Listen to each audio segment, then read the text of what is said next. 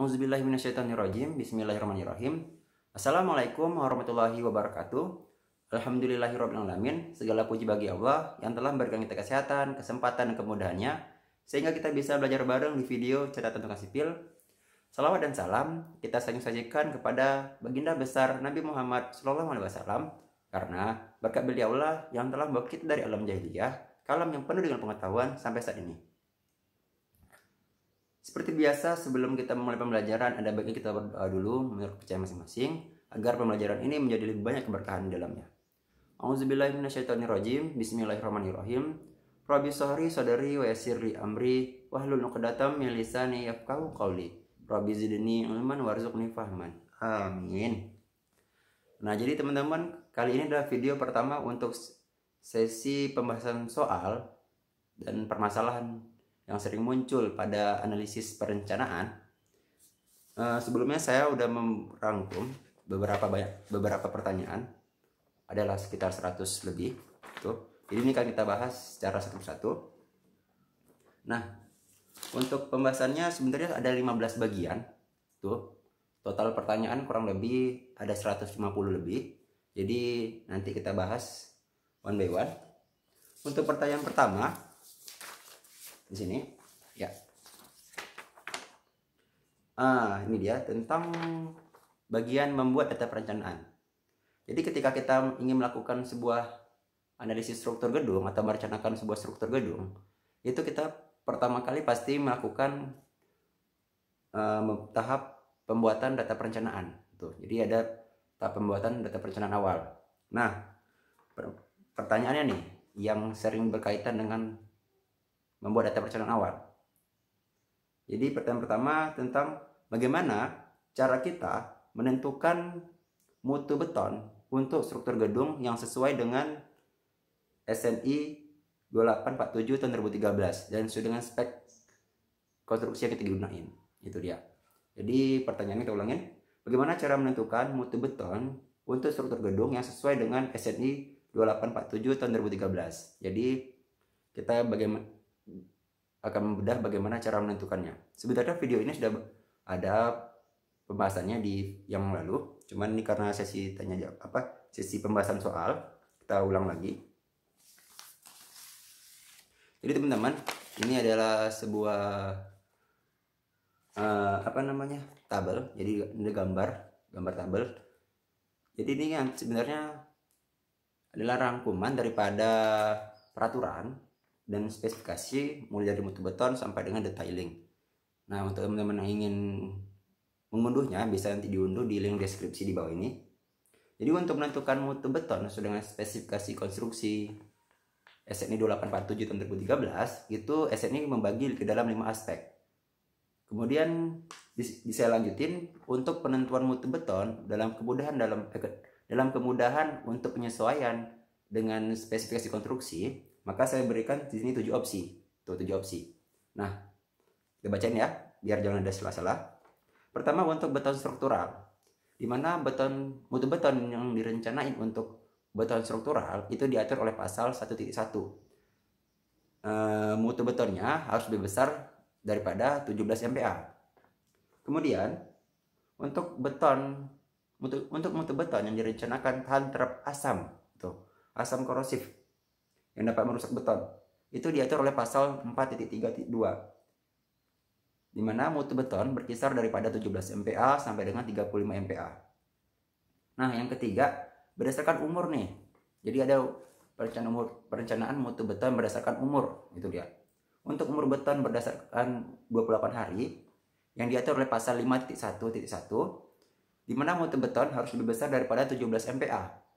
Kemudian pasal 19.3.1, mutu beton juga harus lebih besar daripada 21 MPa. Nah, untuk mencari amannya kita menggunakan yang pasal 19.3.1, itu dia, di mana mutu beton minimum adalah 21 MPa.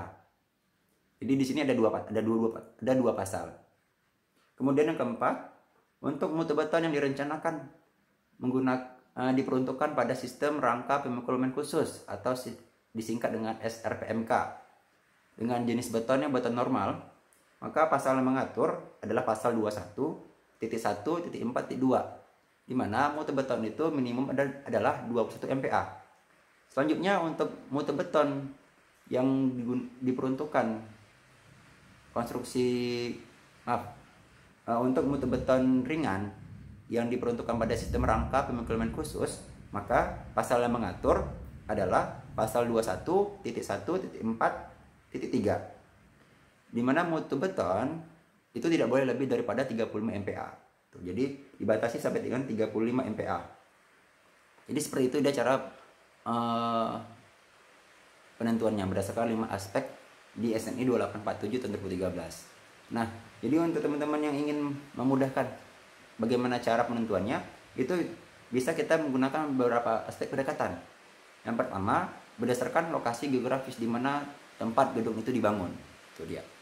Kedua, berdasarkan iklim daerah di mana gedung itu dibangun. Yang ketiga, berdasarkan fungsi struktur. Pasti fungsi itu pasti berpengaruh. Contohnya kita ingin bangun rumah sakit, sekolah, kemudian perkantoran, pemadam kebakaran, kemudian ada masjid.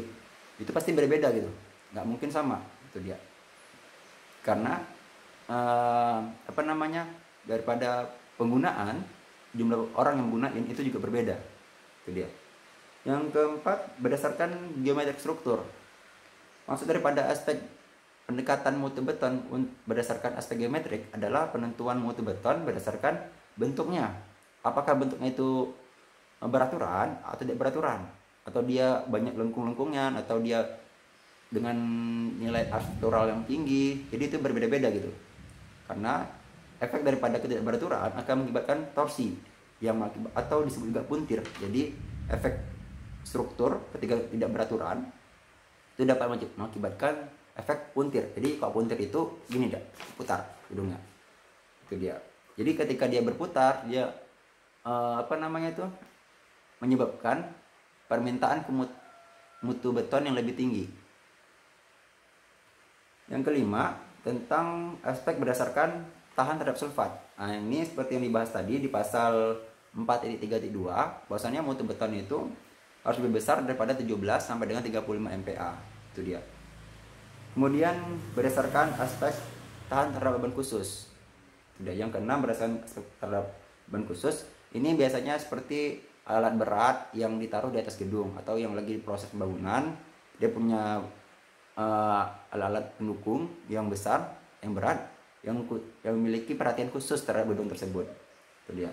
Yang ke-7, berdasarkan aspek tahan terhadap beban gempa. Nah, untuk aspek terhadap beban gempa itu adalah aspek yang paling penting di Indonesia. Kenapa? Karena Indonesia ini rawan terhadap beban gempa. Maka daripada itu, beban gempa menyebabkan meningkatnya mutu beton berdasarkan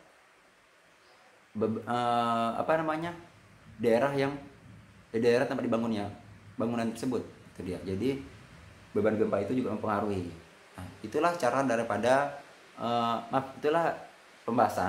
sedikit pembahasan tentang cara menentukan mutu beton sesuai dengan SNI 2847 tahun 2013. Untuk video selanjutnya, ini teman-teman sedikit tips. Jadi kalau misalnya teman-teman ingin menggunakan mutu beton, itu coba ditingkatkan daripada mutu minimum. Jadi jangan digunakan mutu minimum, karena biasanya ketika kita ingin membuat data perencanaan, selalu mutu minimum itu bermasalah gitu dia. Karena pasti banyak terbentur pada geometrik, kemudian beban yang bekerja. Jadi kalau bisa mutu minimum itu ditingkatkan. Jadi misalnya dari 21 jadi 30 atau 25 atau 28. Jadi kalau bisa itu ditingkatkan. Itu aja untuk peningkatan mutu beton. Lebih dan kurang mohon maaf. Wassalamualaikum warahmatullahi wabarakatuh. Terima kasih.